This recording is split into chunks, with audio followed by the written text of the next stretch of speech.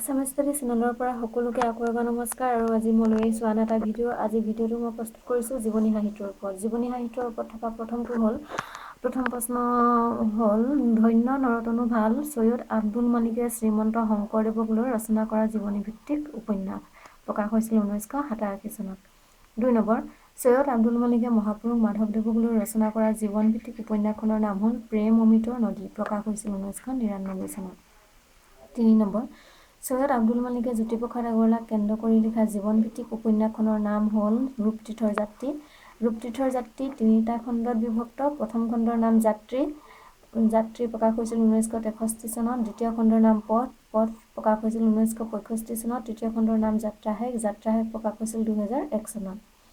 4 number, মেদিনী চৌধুৰীয়ে মাধৱদেৱৰ জীৱনক লৈ ৰচনা কৰা জীৱনভিত্তিক উপন্যাসখনৰ নাম হ'ল বন্দুকা বেহাৰ আৰু প্ৰকাশ হৈছিল 1976 চনত।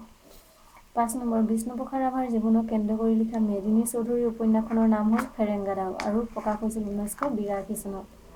6 নম্বৰ, মেদিনী চৌধুৰীয়ে হৰকান্ত বৰুৱা সদৰামীৰ, আনন্দৰাম ঢেকিয়াল ফুকন, গুণাভিৰাম বৰুৱা, হেমচন্দ্ৰ বৰুৱা, মাণিক চন্দ্ৰ বৰুৱা, নবীন চন্দ্ৰ বৰদলৈ, তৰুণৰাম ফুকন আদি বিশিষ্ট ব্যক্তিক লৈ ৰচনা কৰা জীৱনভিত্তিক উপন্যাসখনৰ নাম হ'ল বিপন্ন সময় আৰু বিপন্ন সময় প্ৰকাশ হৈছিল 1996 চনত আৰু 1999 চনত সাহিত্য অকাডেমি বঁটা লাভ কৰিছিল।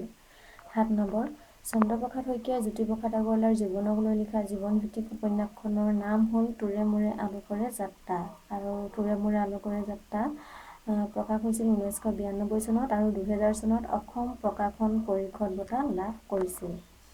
8 নম্বৰ প্ৰশ্নটো আছে,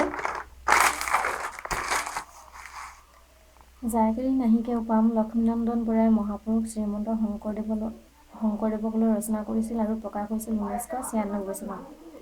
9 নম্বৰ, লক্ষ্মীনন্দন বৰাই মহাপুৰুষ শংকৰদেৱক লৈ লিখা জীৱনভিত্তিক উপন্যাসখনৰ নাম হ'ল সেহী গুণনিধি আৰু প্ৰকাশ হৈছিল 1997 চনত। 10 নম্বৰ, স্বৰ্ণলতা 1991 চনত তিলোত্তমা মিশ্ৰই গুণাভিৰাম বৰুৱাৰ কন্যা স্বৰ্ণলতা বৰুৱাক লৈ ৰচনা কৰিছিল।